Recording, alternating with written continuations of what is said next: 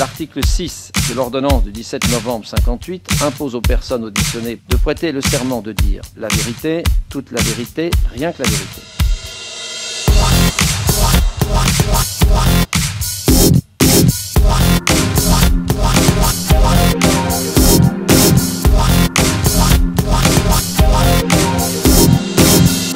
Est-ce que vous voulez bien vous lever, lever la main droite et dire « je le jure ». Bonsoir et bienvenue à tous pour ce troisième plateau consacré au volet international de la marche pour la justice et pour la dignité qui aura lieu le 19 mars prochain. Alors en pleine période présidentielle, c'est certes le sort de la politique intérieure française qui est en jeu, mais pas seulement.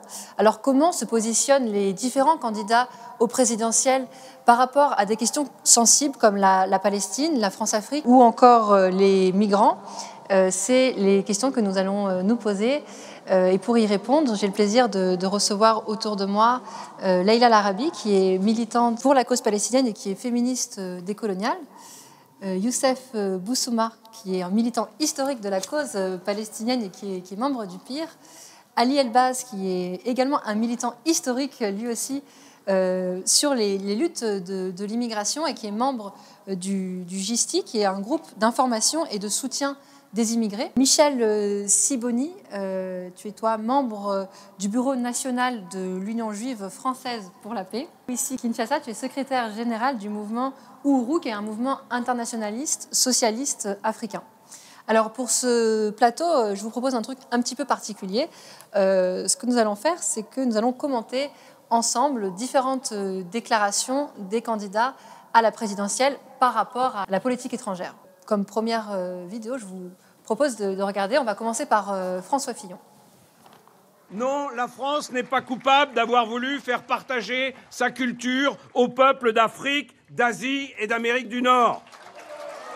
Non, la France n'a pas inventé l'esclavage. Pas d'étonnement, pas du tout surpris, parce que ces propos-là rentrent dans une longue tradition de propos racistes que tiennent les dirigeants politiques français à l'égard de l'Afrique et de nous, colonisés depuis toujours. Bien sûr que la colonisation aujourd'hui, avec les critères qui sont les nôtres, est un crime, bien sûr.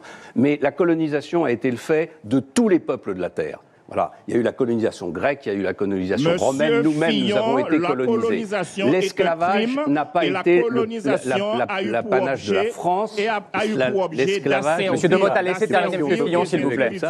L'esclavage a été le fait de toutes les sociétés, y compris des sociétés africaines. Et donc ce que je n'accepte pas, c'est qu'on fasse porter à notre pays cette responsabilité. Je ne l'accepte pas. Moi, quand je me retourne derrière moi, je suis français, je vois des générations de paysans basques et de paysans vendéens qui n'ont pas à faire repentance pour des faits qui correspondaient à des situations dans des sociétés données. Je ne parle pas de repentance, on n'a jamais demandé à M. Fillon de se repentir ou de quoi que ce soit. Mais je constate avec ça tombe bien. Vous considérez les peuples d'Afrique et les peuples d'outre-mer que vous nous appelez comme étant des êtres inférieurs. Et les propos que vous tenez relèvent du racisme et de l'apologie de crimes contre l'humanité. On ne peut pas l'accepter. Alors c'était sur le plateau de l'émission politique qui était diffusée en octobre dernier. Alors Louisie Kinshasa, est-ce que vous connaissiez déjà ce moment de télévision?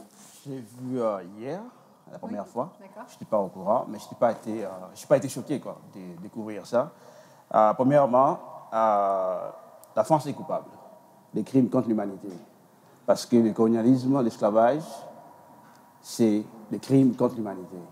Donc la France est coupable. Ça, c'est la position des Africains en général. Et deuxièmement, quand on parle de l'esclavage, on parle de la transformation de la France, de toute l'Europe, par le travail volé aux Africains dans les Amériques. Et ça, ils n'en parlent pas. Donc c'est un fait réel. La France s'est développée, la Révolution française, donc tout ça, ce sont des produits directs, des résultats directs de l'esclavage des Africains. C'est le vol de millions, des millions d'heures de travail des Africains. Donc ça, c'est un point. Et notre point, l'esclavage, c'est un génocide. Si vous allez en Martinique, si vous allez en Guadeloupe, aux États-Unis, par exemple, vous pouvez marcher pendant des heures, des semaines, vous ne verrez pas des indigènes de ce pays-là parce qu'ils ont été exterminés. Donc c'est un crime contre l'humanité. Et aussi, c'est un crime contre le peuple africain, dans le sens que quand je vois mon frère Elie Demota qui parle, ce n'est pas un échange de culture. Où se trouve la langue ancestrale d'Elie Demota? Pourquoi il ne parle pas lingala ou swahili ou zoulou? D'où vient-il en Afrique? C'est un crime contre l'humanité. Et dire aussi que l'esclavage a existé dans toutes les sociétés, non, il y a une grande différence. L'esclavage tel que les Africains l'ont connu donc, pendant 3 siècles à peu près, ou 4 siècles et demi, c'est différent dans le sens que l'esclavage que nous, les Africains, nous avons subi est responsable du sous-peuplement de l'Afrique aujourd'hui. L'Afrique aujourd'hui, c'est un continent sous-peuplé. Imaginez-vous que le Congo, rien que le Congo-Brazzaville et le Congo-Kinshasa ont la même superficie à peu près que l'Inde. Et l'Inde a une population de combien? 1,4 milliard d'habitants. Et les deux Congos, c'est moins de 100 millions d'habitants. Donc, et ça, c'est les résultats directs de l'esclavage. Aujourd'hui, l'Afrique est sous-développée grâce à l'esclavage.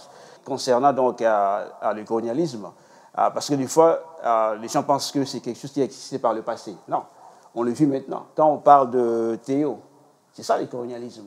Quand on parle des Ier, des Bouna, qui sont morts il y a pas mal d'années, c'est ça le colonialisme direct. C'est-à-dire que la relation qui existe entre l'Europe, entre l'Afrique, la relation qui existe entre la Palestine et Israël, puisque c'est aussi une autre question qu'on va aborder, c'est une relation qui est basée sur le colonialisme. Et cette relation-là doit être renversée. Parce qu'on parle souvent de la lutte contre le racisme.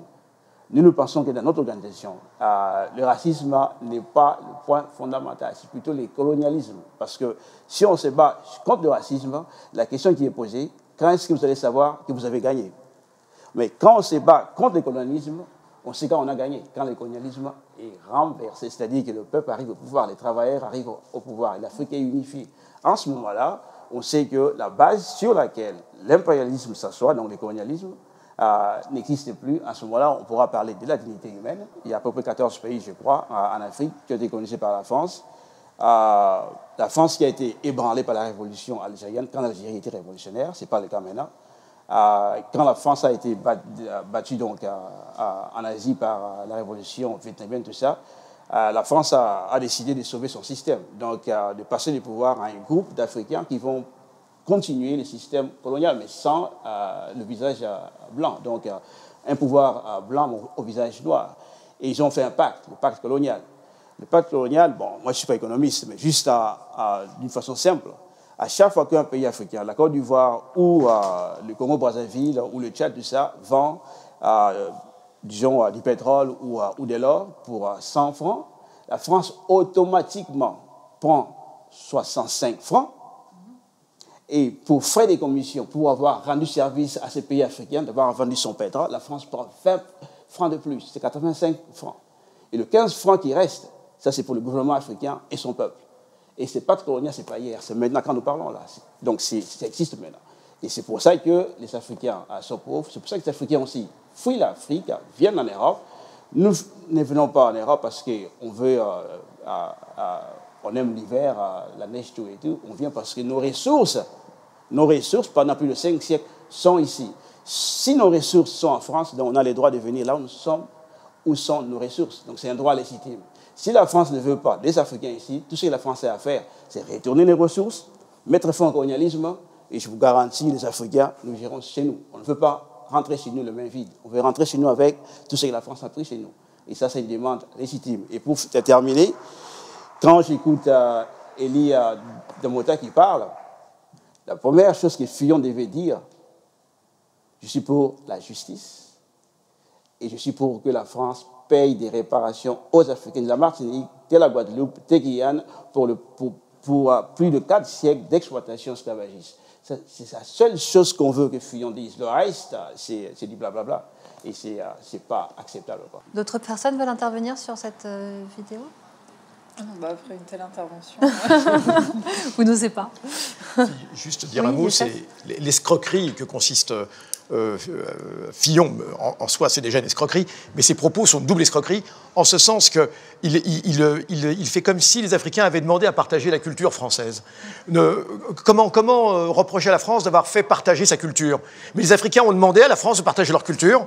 Alors, quand on voit la réaction que ce même Fillon et les autres de son engeance ont vis-à-vis des populations qui sont en France et qui expriment simplement leur culture, qu'on voit le mépris qu'ils opposent aux cultures non françaises, oser parler d'un partage de culture, c'est absolument risible. Alors il y a aussi une autre chose qu'il ne dit pas, c'est les banques françaises. C'est pas uniquement une histoire de culture, mais derrière chaque banque française, et il faut que chacun en soit conscient, les banques que vous avez, la Société Générale, Crédit Lyonnais, sont toutes tachées de sang. Toutes ces banques ont fait fortune. Alors, chaque banque est une séquence de l'histoire coloniale. Chacune de ces banques. Alors, le Crédit Lyonnais, c'était l'Orient avec les soieries, etc.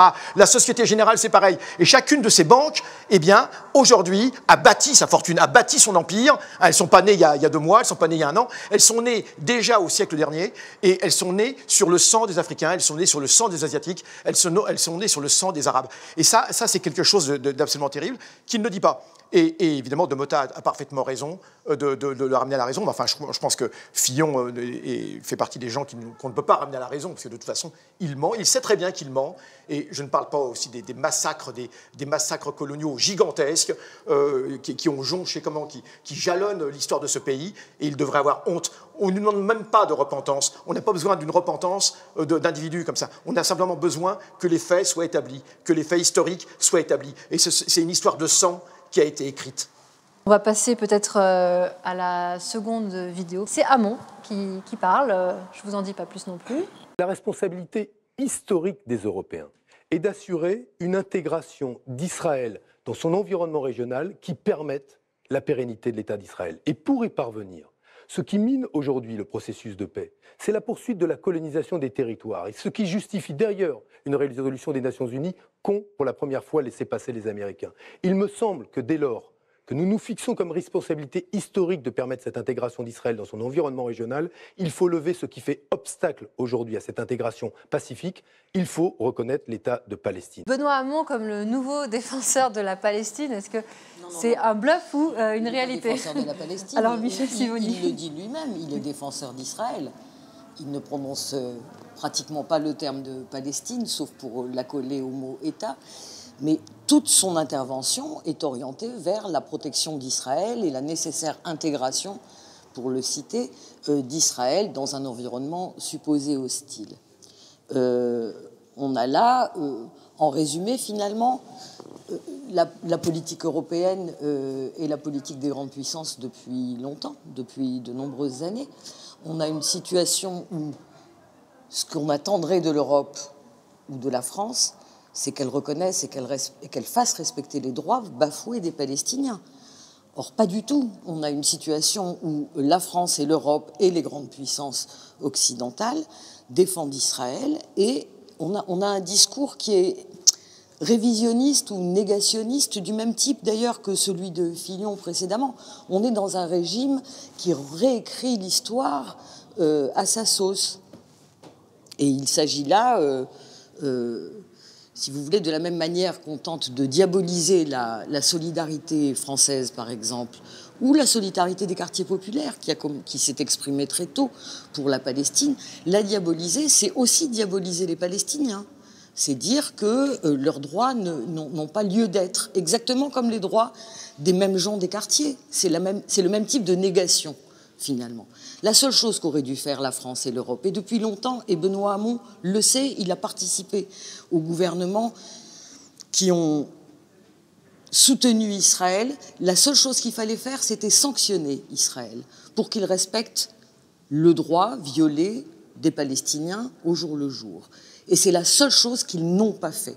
En ce sens, il y a une complicité extraordinaire des gouvernements européens et occidentaux avec Israël. Laïla, tu veux peut-être intervenir sur cette question, toi qui... J'aimerais resituer les choses. Là, la déclaration de Benoît Hamon sur la reconnaissance, sa volonté de reconnaître un État palestinien, il faut vraiment rappeler que c'est assez récent, parce que par exemple, en avril 2011, on a Benoît Hamon qui très clairement condamne le BDS, la campagne de boycott des investissements sanctions, qui explique que l'antisionisme, c'est la nouvelle manne en fait de l'antisémitisme. Voilà, ça nous permet de faire de l'antisémitisme déguisé. Et tout simplement, il a déclaré, je ne me rappelle plus exactement de la date, que la reconnaissance d'un État palestinien, c'était la condition sine qua non de pouvoir se réapproprier l'électorat des banlieues. Donc je pense que c'est quelque chose... J'ai la phrase. Tu as la phrase en Cette plus. résolution est tout à fait opportune sur le plan électoral. Il s'agit du meilleur moyen pour récupérer notre électorat des banlieues et des quartiers qui n'a pas compris la première prise de position pro-israélienne de François Hollande. Ça a été rapporté par Le Canard enchaîné en 2014. 2014. Ouais. Tu vois, je pensais que c'est 2012, mais c'est 2014. Donc tu vois, d'une part, il y a cette volonté de se réapproprier cet électorat et tout simplement le respect du droit international. Donc voilà, c'est des déclarations purement pragmatiques en fait. Il n'y a rien de... Enfin voilà.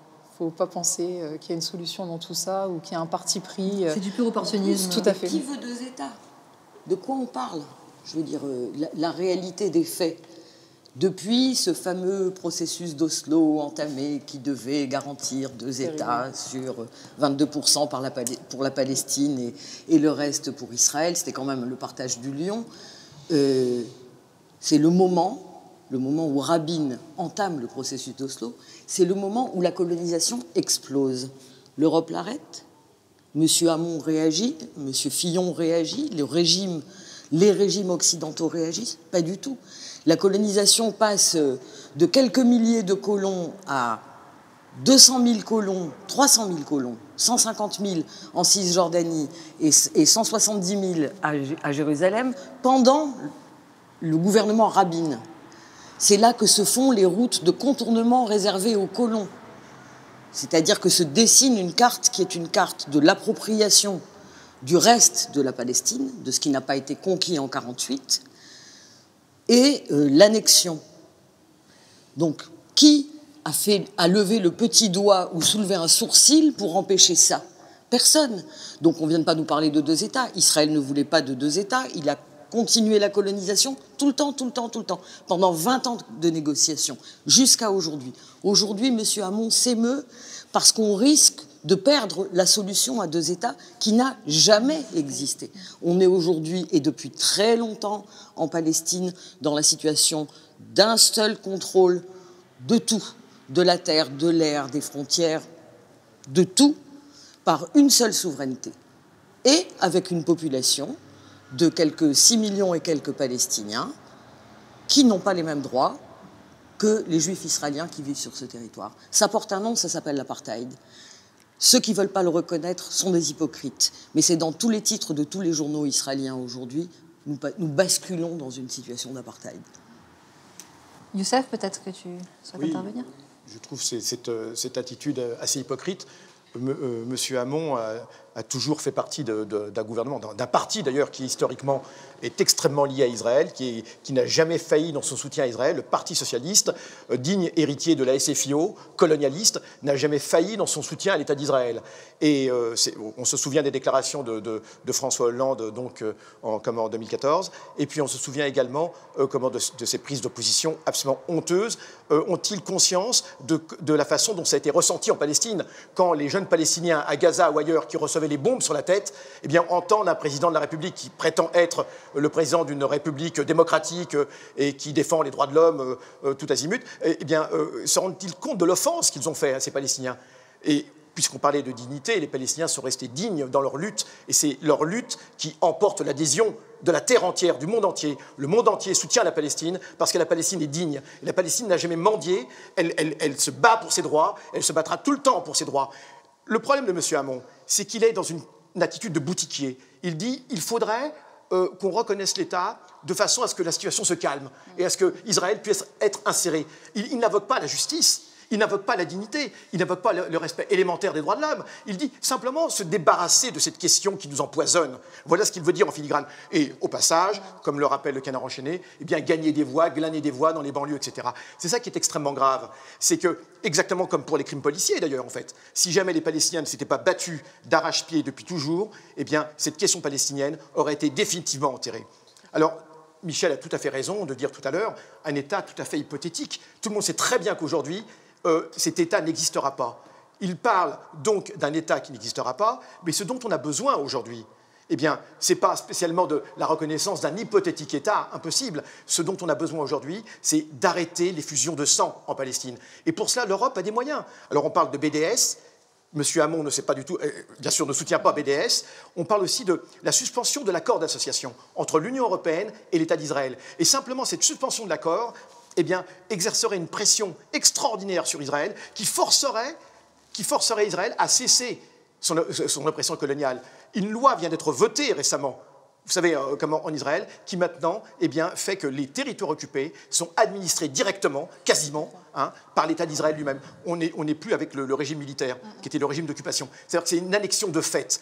Et qu'a fait M. Hamon? Il a dénoncé. Qu'ont fait les dirigeants français? L'ont-ils dénoncé? Ils ne l'ont pas dénoncé. Ils n'ont rien fait. Ils entérinent. Tout ce qu'ils veulent, c'est simplement qu'on se débarrasse de cette question qui les empoisonne. Eh bien, nous voulons dire une chose à M. Hamon et aux autres, c'est que nous allons exercer le serment de Gaza. Ce serment de Gaza que nous avons proclamé au moment des manifestations de 2014. Et nous dirons, le Parti socialiste sera sanctionné. Et nous allons sanctionner tout le Parti socialiste pour ce qu'il a fait. Des manifestations qui ont été interdites, et non seulement qui ont été interdites, mais qui ont été durement réprimées à l'époque. Et donc, toute une violence qui à l'époque a eu lieu, du fait même de ces interdictions. On avait des milliers de jeunes et de moins jeunes qui étaient là pour clamer leur solidarité avec la Palestine, leur soutien à des principes humanistes et aussi à une dignité, parce que ces jeunes se reconnaissent dans la dignité des Palestiniens. Ce n'est pas uniquement simplement par atavisme ou je ne sais pas, du fait que les Palestiniens seraient arabes. Non, c'est parce que les Palestiniens expriment une dignité. Ils ont toujours été, on se souvient d'Arafat encerclé à Beyrouth, on se souvient de tout cela, la dignité qu'ils ont toujours exprimée. Et c'est cela qui fait que ce peuple palestinien entraîne l'adhésion de tout le monde. Et ce serment de Gaza, nous allons l'exercer. Hamon ou pas Hamon, jusqu'au bout, le Parti socialiste sera sanctionné pour ce qu'il a fait en 2014. Bien sûr. Je peux juste ajouter quelque chose. C'est du mensonge, je sais que Hamon a dit, parce que le point de départ, le point fondamental en Palestine, c'est quoi? C'est la question de la terre. C'est la terre de la Palestine, pour notre organisation, c'est la terre de Palestiniens. Parce que les Palestiniens ne sont pas responsables de l'oppression des Israéliens ou des Juifs. Si les Juifs devaient avoir accès à une terre, bon, à mon avis, ça devait être en Allemagne, parce que c'est en Allemagne qu'ils ont été opprimés. Pas par les Palestiniens, pas en Palestine. Donc la question fondamentale, c'est la question de la terre. Et en plus, ce n'est pas une question d'apartheid, parce que vous savez tous que l'apartheid en Afrique du Sud n'existe plus. Mais l'oppression des Africains continue. La question fondamentale de la terre n'a pas été réglée. La terre, en Afrique du Sud, à la grande partie, plus de 87% est toujours aux mains des occupants, c'est-à-dire de la population blanche qui est venue d'Europe. Alors que l'apartheid, c'est juste la forme que le colonialisme a pris. Mais la question des fonds, ce n'est pas seulement de se débarrasser de l'apartheid, mais se débarrasser du colonialisme, du peuplement. Ça n'a pas été fait. Donc c'est un peu similaire donc, au cas de la Palestine. Et en plus, la question de la Palestine aussi, c'est la question de la trahison des petits bourgeois arabes en Arabie Saoudite, dans tout ce pays-là, et en plus le soutien aussi de l'Europe et des États-Unis. Donc la Palestine fait face aux États-Unis, parce que les États-Unis, c'est comme un État des États-Unis, le budget, toutes les ressources qui reçoivent les États-Unis. Donc la Palestine a besoin du soutien international de tous les anti-impérialistes, ça c'est sûr. Peut-être qu'il est utile de mentionner aussi le cas de Georges Ibrahim Abdallah, qui est encore emprisonné dans les prisons françaises. Depuis 33 ans, oui. Georges Ibrahim Abdallah est un prisonnier politique en France. Beaucoup de gens ne le savent pas, j'en profite pour le dire. Il est emprisonné alors qu'il a terminé sa peine depuis une quinzaine d'années et il est toujours emprisonné en France pour des faits pour lesquels il a déjà payé, il a déjà exercé sa peine. Il a été arrêté au début des années 80. C'est le plus ancien prisonnier politique, un des plus anciens prisonniers politiques d'Europe. Il est enfermé en France à la demande des États-Unis. Ce sont les États-Unis eux-mêmes qui sont intervenus dans le dossier, dans le procès, et qui, à chaque fois que les avocats et même les juges acceptent la libération de Georges Ibrahim Abdallah, on a les États-Unis qui, par l'intermédiaire de leurs avocats, interviennent pour qu'il ne soit pas libéré. Donc il faut le dire, la libération de Georges Ibrahim Abdallah est une exigence de toute personne éprise de justice. Nous allons passer à la troisième vidéo, qui concerne Jean-Luc Mélenchon. Et quand M. Hollande a privatisé un bout de la plage pour la donner au roi d'Arabie Saoudite, il lui a dit, dites donc, il ne faudra pas y aller en burkini, hein? Non, bien sûr que non. Hypocrite, hypocrite. Ils défendent les femmes. Quand le gouvernement français a-t-il dit au gouvernement israélien que nous ne supportons pas qu'un ministre là-bas refuse de serrer la main d'un des nôtres parce que c'est une femme? Quand est-ce que la protestation a été émise?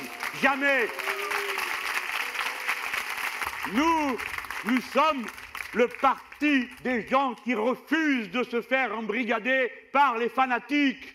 Alors si aujourd'hui les fanatiques en ont après les musulmans, nous vous disons que nous n'avons pas envie de nous fâcher avec les musulmans, parce que les musulmans sont les Français qui croient à une religion et d'autres ont d'autres religions, et nous voulons vivre ensemble.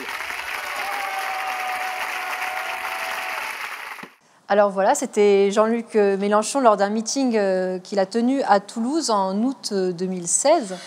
Alors Mélenchon, en tant qu'ami de l'islam, est-ce que c'est crédible ou pas? Peut-être qu'on pourrait écouter Ali Elbaz sur cette question. Je ne sais pas qu'est-ce que j'ai à dire là-dessus, est-ce que c'est un ami de l'islam ou pas.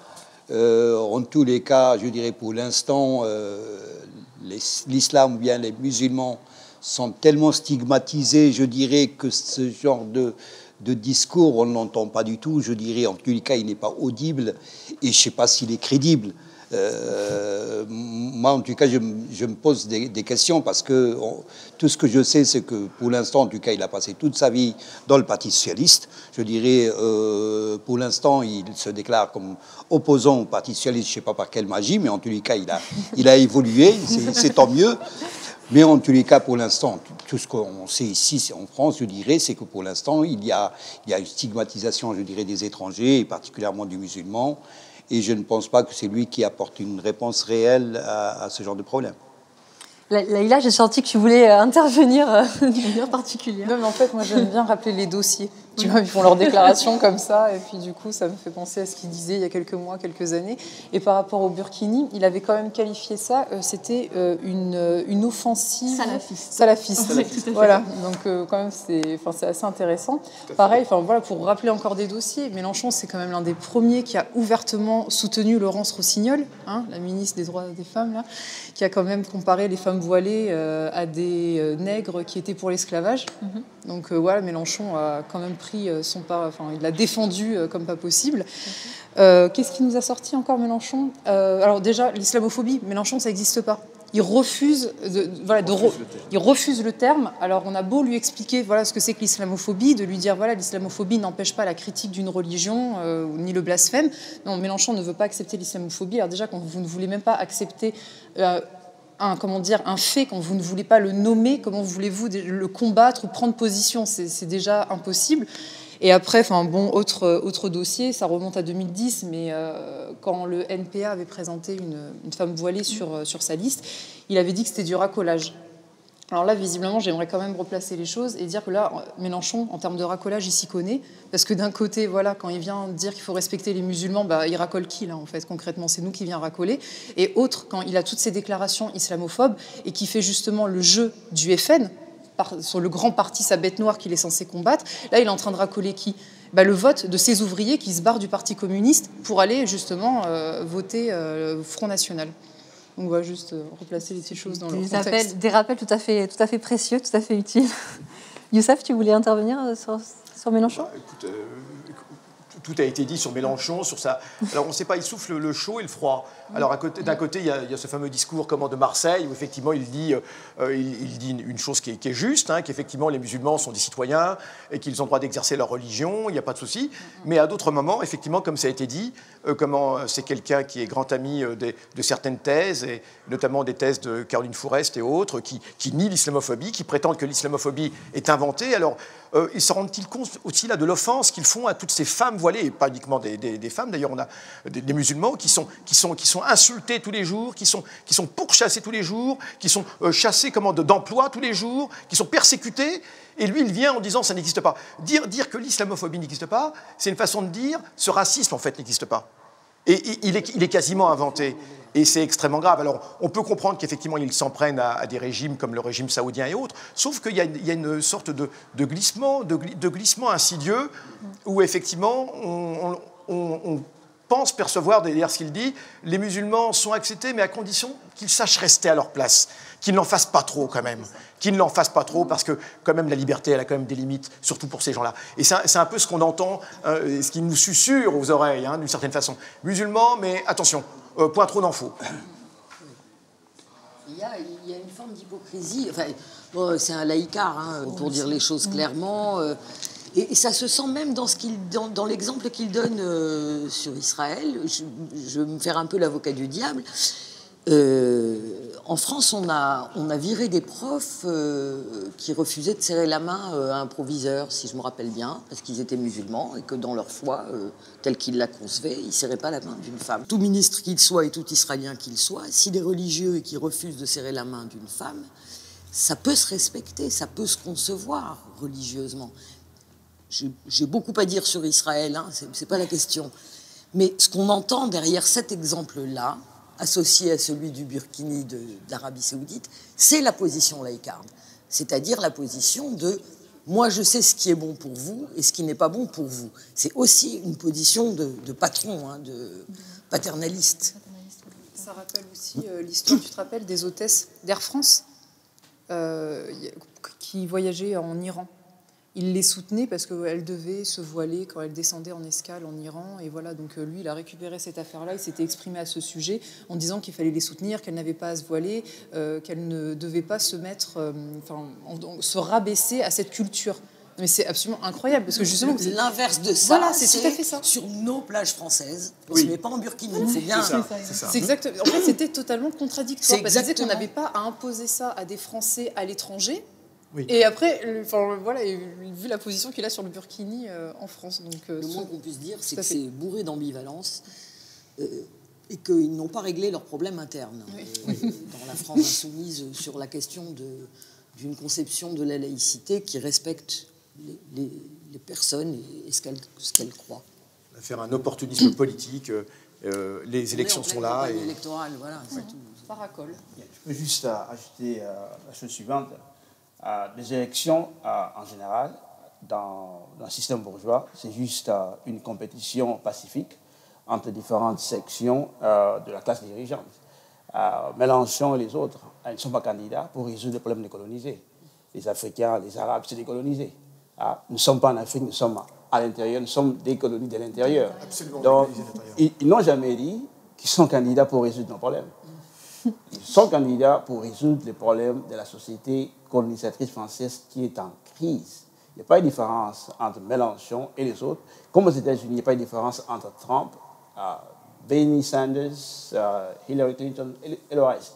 Ce sont des candidats pour résoudre les problèmes du colonialisme américain qui est en crise. C'est pour ça qu'ils attaquent le Mexicain et le reste. C'est pareil aussi à Grande-Bretagne. Ils cherchent des candidats qui vont faire un meilleur colonialisme. C'est en crise, parce que nous savons tous que l'Europe, c'est le produit du colonialisme. Et l'Europe est en crise, parce que la résistance dans les colonies qui s'est développée depuis les victoires de la Révolution au Vietnam, en Algérie, au Kenya, tout et tout, ces crises-là se sont accumulées. Et ces crises-là sont à l'origine des crises que nous vivons à l'heure actuelle. Donc, fixer l'Europe, selon les dirigeants européens, qu'ils soient de gauche ou de droite, c'est renforcer le colonialisme, c'est renforcer l'agression contre les colonisés, d'où la guerre contre la Libye, d'où l'occupation du Mali par l'armée française, d'où l'attaque de la République centrafricaine par l'armée française, etc. etc.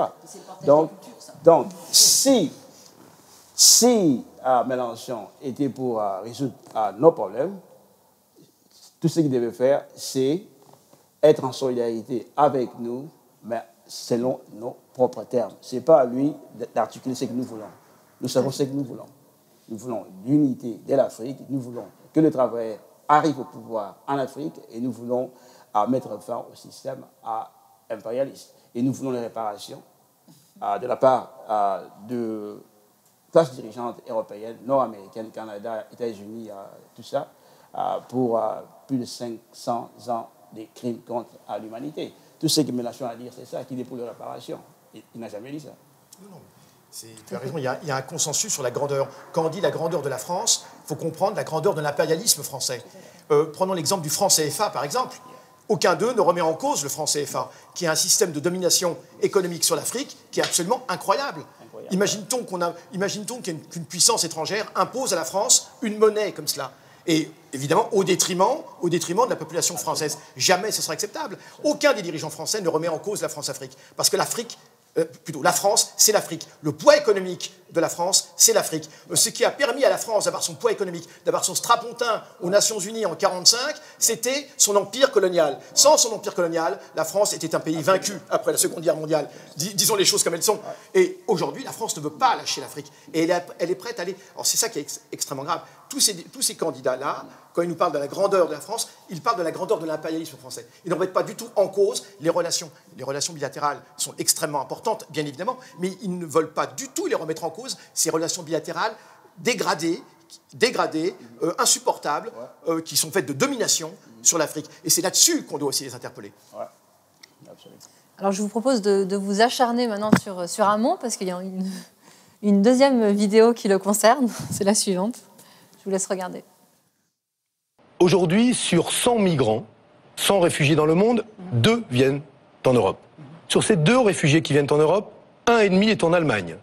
Sur le demi-réfugié, pardon de parler comme ça, qui vient en Europe, il y en a encore la moitié qui est en Suède. Le visa humanitaire, c'est combien de personnes? Cela veut dire quoi? Ça veut dire que demain, nous prenons en charge le transfert de ceux qui demandent, à raison du fait qu'ils sont persécutés, à raison du fait qu'ils sont obligés à l'exil ou à l'exode, que plutôt que de les laisser dans les mains des passeurs, comme c'est le cas aujourd'hui, nous organisons et nous identifions donc ceux qui veulent passer. Nous allons les chercher en Libye, en Syrie, en Irak? Ils seront dans les consulats des pays dans lesquels ils veulent passer, et passer en Europe, ou dans les pays voisins, comme ça a déjà été fait dans le passé. Combien pouvons-nous en accueillir? Mais, madame, ce ne sont pas des marchandises. Ah non, le sujet, ça n'est pas de dire combien aujourd'hui, ça dépendra très largement de ce que sont les flux de réfugiés. La réalité, c'est sommes-nous à la hauteur de ce que sont nos valeurs?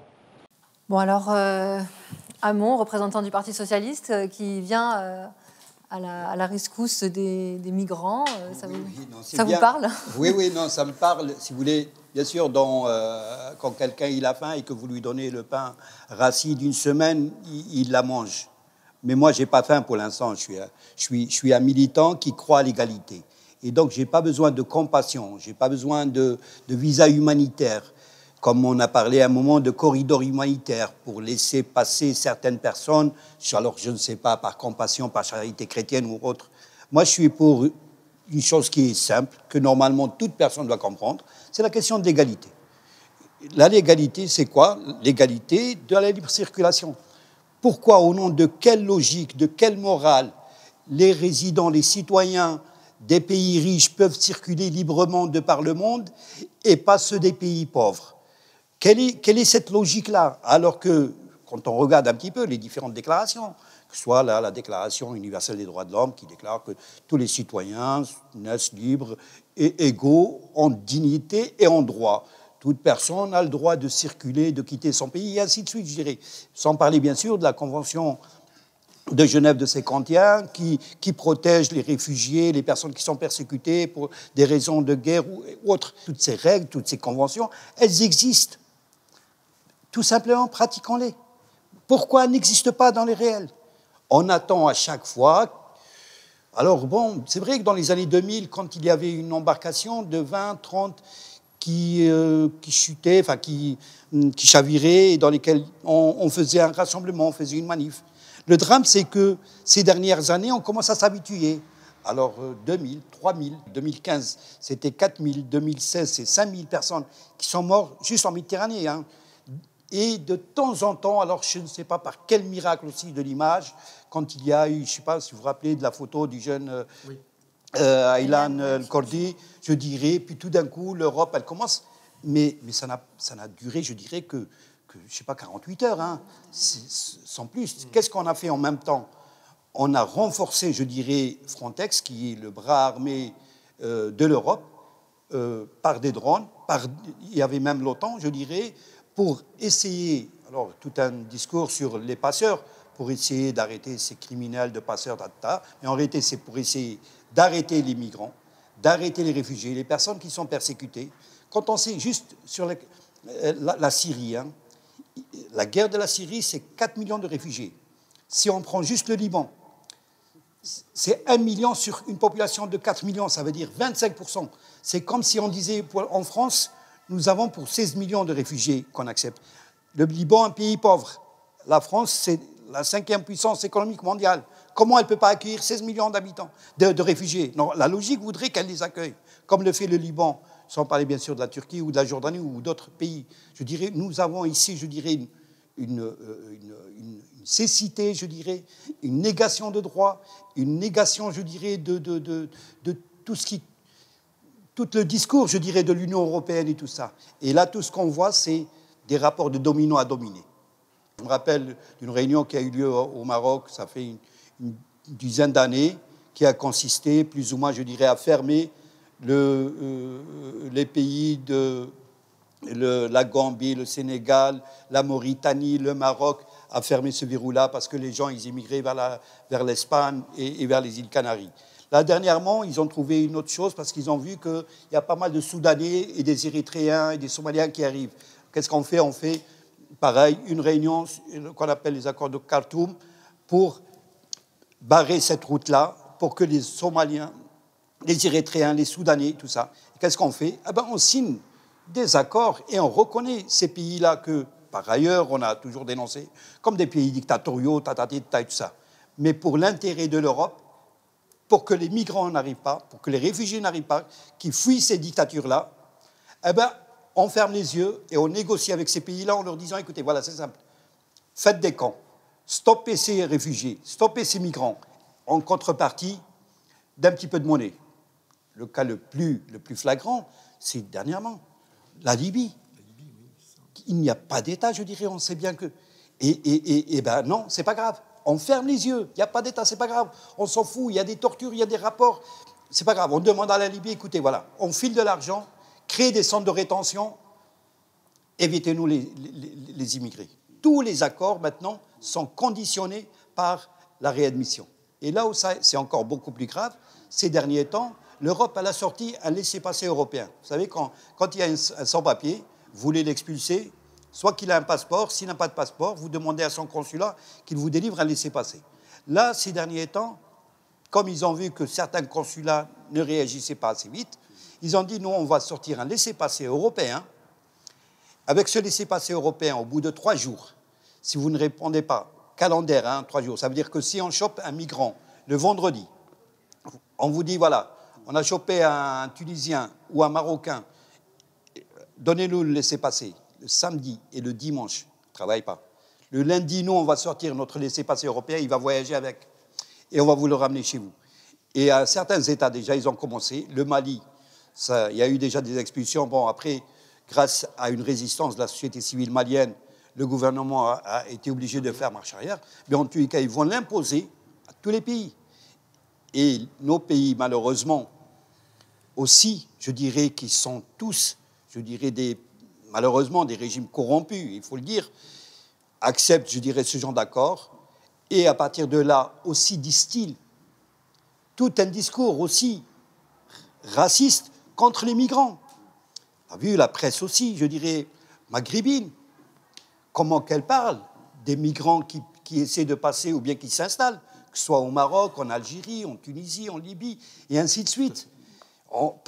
D'abord la presse, d'autre part, des fois, des hommes politiques, des députés. Moi, je me rappelle d'un maire d'Ouza, du Grande-Ville, qui dit, voilà, les migrants, oui, ils apportent le sida. 2 millions d'Africains qui travaillent en Libye.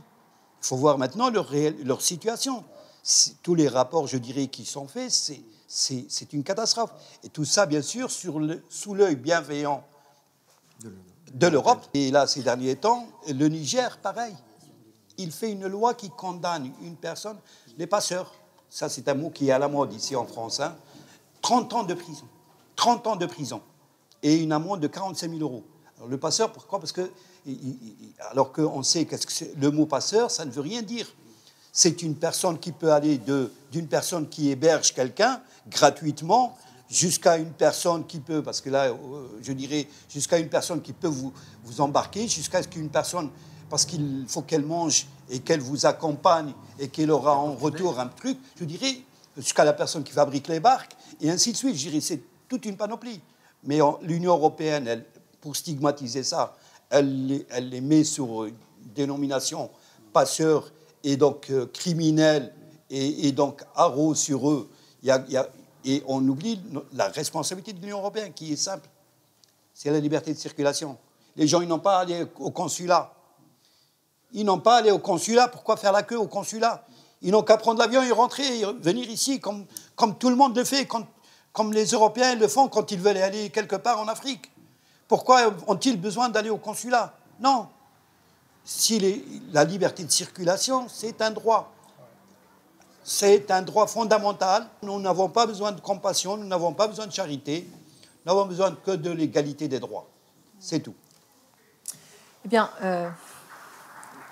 la salle applaudit également. Je ne vous ai pas montré de vidéo de Macron, non pas parce que nous l'épargnions, mais puisque nous l'avons déjà écorné dans un plateau précédent. Si on devait faire une petite conclusion très rapide sur l'offre présidentielle de 2017, qu'est-ce que vous auriez à dire en vraiment 2 phrases? Louis, ici, par exemple. Le futur pour nous les Africains, donc de l'Afrique du Nord en Afrique du Sud, de toute l'Afrique inclus, y compris, c'est dans la lutte pour mettre fin au néocolonialisme. C'est-à-dire que le colonialisme a pris fin, a changé de forme. Il faut tout simplement compléter cette révolution. Elle est restée incomplète. En Afrique du Nord, en Afrique centrale, en Afrique du Sud, et il faut la compléter. Le futur, c'est en Afrique. Prenons-les dans notre main. Michel Sivoni. Je dirais qu'il y a des millions de personnes qui vivent dans ce pays et qui n'ont pas l'agenda des candidats. Il y a 2 agendas différents. Ces candidats ont malheureusement intégré, avec des nuances certaines, hein, mais ils ont intégré, au fond, le programme de Bush, du néoconservateur. Recolonisation du monde, guerre permanente préventive, état d'urgence comme la norme. Ça n'est plus un état d'exception, l'état d'urgence, c'est la norme. Nous, on vit dedans. Est-ce qu'on accepte ce système? Est-ce qu'on accepte que la Méditerranée devienne le cimetière de l'Europe, que toute notre jeunesse soit stigmatisée, livrée aux violences policières et n'ait pas le droit au discours politique? Je crois qu'il y a des millions de personnes dans ce pays qui vont avoir du mal à voter, mais il n'y a pas que le vote. Leïla? Rebondir un petit peu sur ce que disait Michel, des politiques totalement déconnectées de nos réalités, donc de nos réalités vraiment à tous les niveaux, réalité sociale, économique, et toujours la grande absence de nous, des concernés. On est toujours aussi absents de leurs préoccupations, de leurs résolutions, des prises de décision. On n'est toujours pas sur la place publique, toujours pas. Youssef, en 2 phrases, Youssef, parce que je connais Youssef. 2 phrases. La première, prenons le parti de nous-mêmes. La deuxième, pour une révolution décoloniale. C'est parfait, tu as été d'une concision remarquable. Ali Elbaz. Non, il faut que la société arrête de se militariser, je dirais, à travers des contrôles des sans-papiers, on contrôle des jeunes, je dirais, on contrôle... C'est fou, je dirais, et ça, c'est malheureusement, je dirais, pour qu'on devienne une société démocratique. Il faut qu'elle retire, je dirais, au moins sa police des quartiers populaires, des métros. Il faut qu'elle arrête, je dirais, aussi de criminaliser les migrants qui sont sans papier en les enfermant dans les centres de rétention.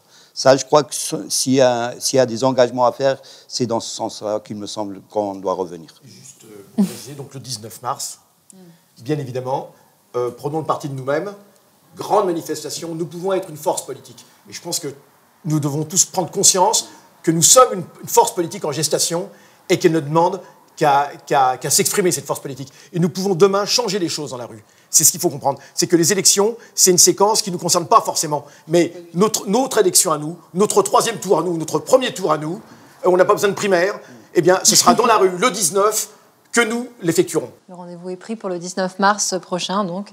C'est à Nation, il me semble. Le rendez-vous est noté à Nation à 14h. Eh bien, je vous remercie à tous d'avoir accepté cette invitation et d'avoir joué le jeu un peu du commentaire des vidéos. On arrive à la fin. On arrive à la fin de cette émission. Je tiens à remercier toute l'équipe éditoriale avec qui j'ai pu préparer ces émissions, l'équipe technique, l'équipe de la colonie, puisque c'est ici que nous tournons. La colonie, c'est un lieu assez exceptionnel, en ceci qu'il est à la fois un lieu qui se veut être un lieu de fête et de détente, mais c'est aussi un lieu de résistance intellectuelle, de résistance politique, de résistance artistique. Ça nous tenait vraiment à cœur de pouvoir tourner ici. Donc voilà, je les remercie très chaleureusement. Merci à tous et puis à très bientôt, j'espère, pour de nouveaux débats politiques. Merci.